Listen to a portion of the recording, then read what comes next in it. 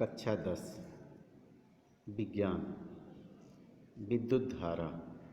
पिछले वीडियो में आप इस अभ्यास के कुछ प्रश्न उत्तर को आप देख चुके थे।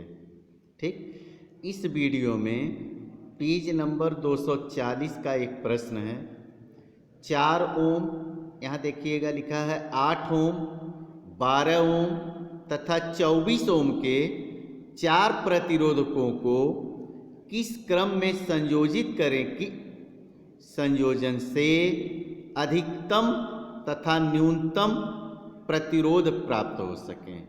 ठीक, तो श्रेणी क्रम में संयोजन से तुल्य प्रतिरोध अधिकतम होता है तथा समांतर क्रम या पार्श्व क्रम के संयोजन से तुल्य प्रतिरोध कम होता है।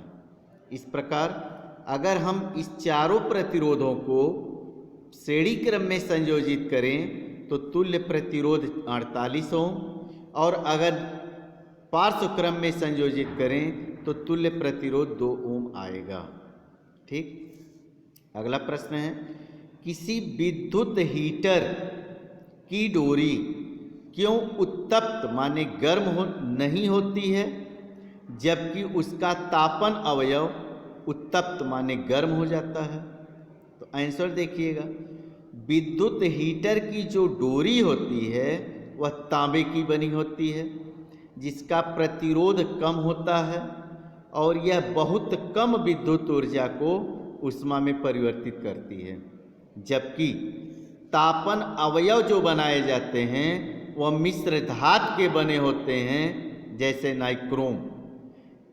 इसका प्रतिरोध बहुत अधिक होता है, इसलिए यह बहुत अधिक विद्युत ऊर्जा को ऊष्मा में परिवर्तित करती है, इसलिए यह गर्म हो जाती है जबकि डोरी गर्म नहीं होती है। अगले प्रश्न पर आइए, पेज नंबर 242।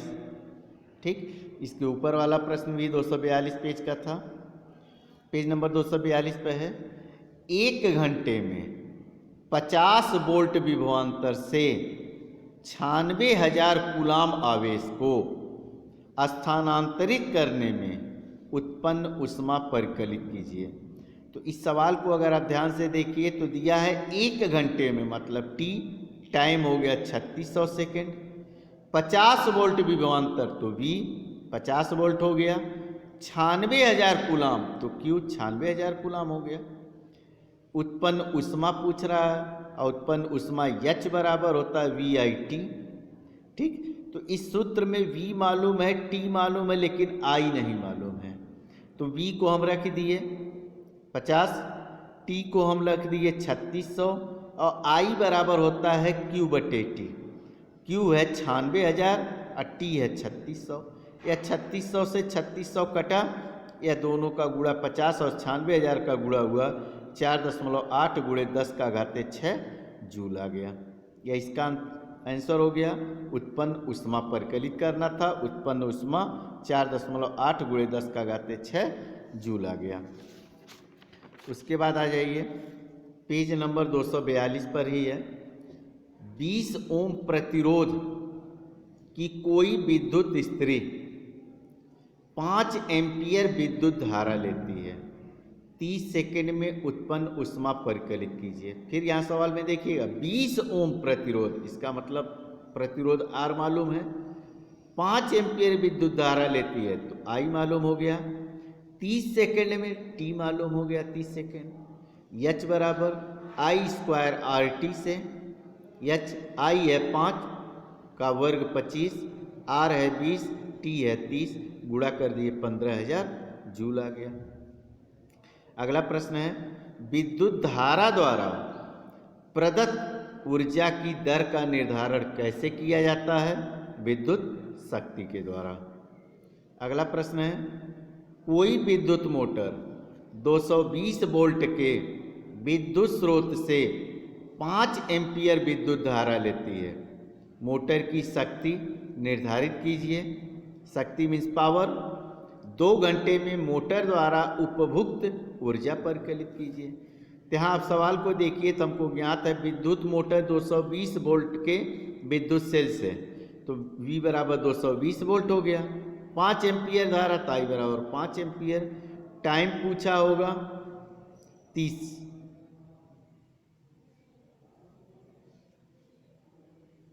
दो घंटे में टाइम क्या दिया है, 2 घंटे में, टाइम बराबर 2 घंटा है भैया। तो P बराबर V इंटू आई, तो P बराबर V है 220, I है 5 बराबर 1100 वाट। और फिर पूछा है उपभुक्त ऊर्जा, मतलब जब बिजली का हम नापते हैं तो यूनिट में मापा जाता है, तो खर्च यूनिट वाट गुणे घंटा बटे 1000। 1100 वाट आया है और घंटा कितना है 2 बटे 1000, काट दिए 2.2 यूनिट। अगला प्रश्न पेज नंबर 246 पर है। प्रतिरोध R के किसी तार के टुकड़े को 5 बराबर भागों में काटा जाता है। ठीक, इन टुकड़ों को फिर पार्श्व क्रम में संयोजित कर देते हैं।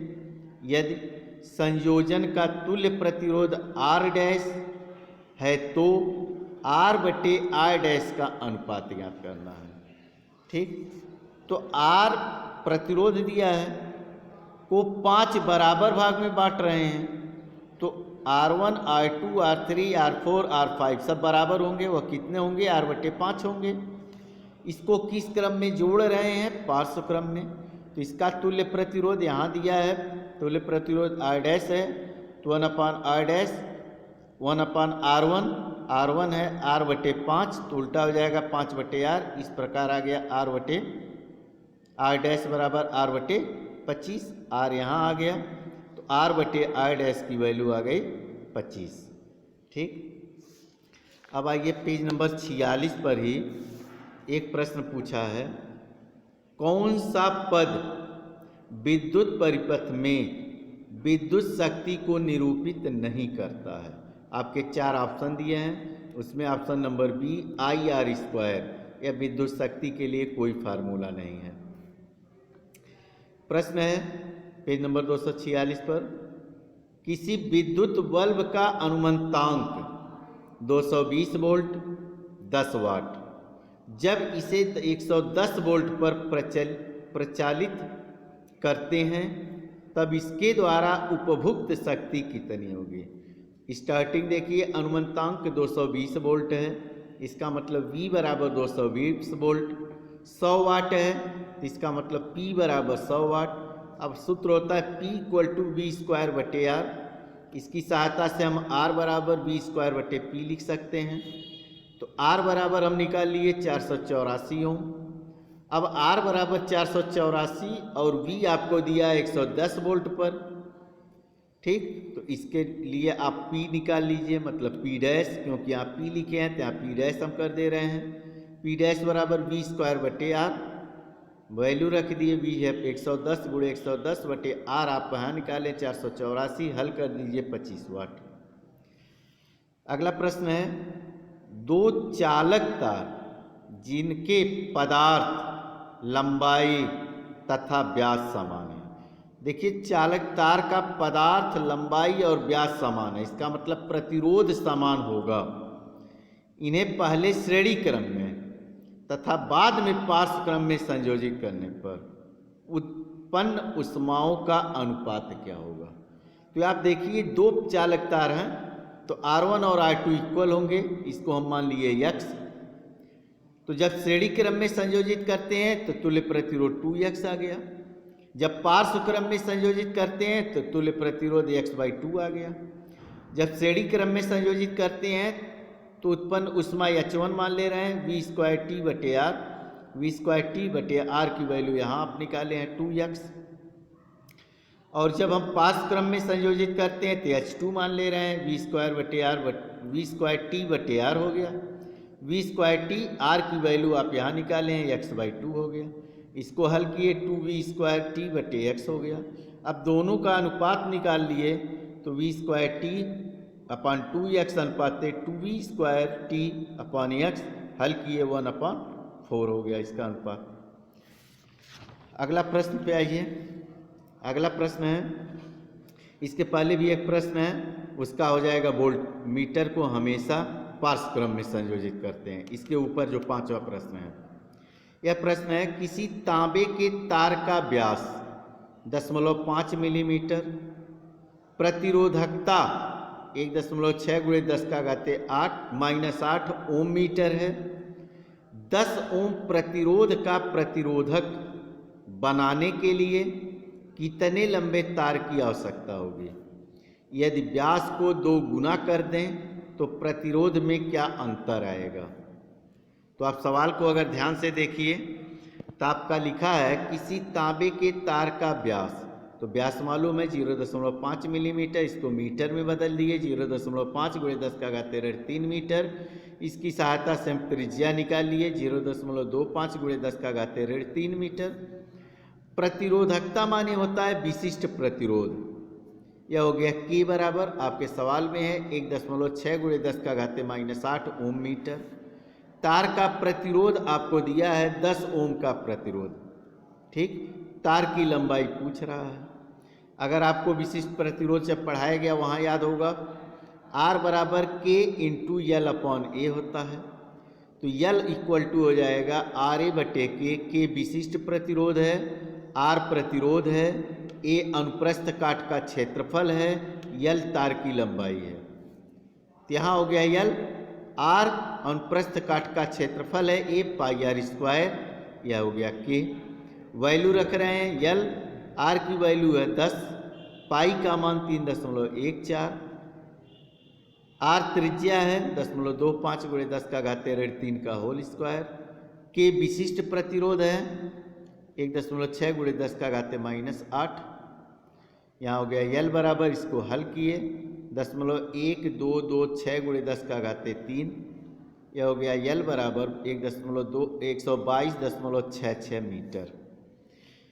इसी सवाल के लास्ट में कह रहा है व्यास को दोगुना कर दें। ज्यों व्यास को दोगुना करेंगे अनुप्रस्थ काट का क्षेत्रफल 4 गुना हो जाएगा।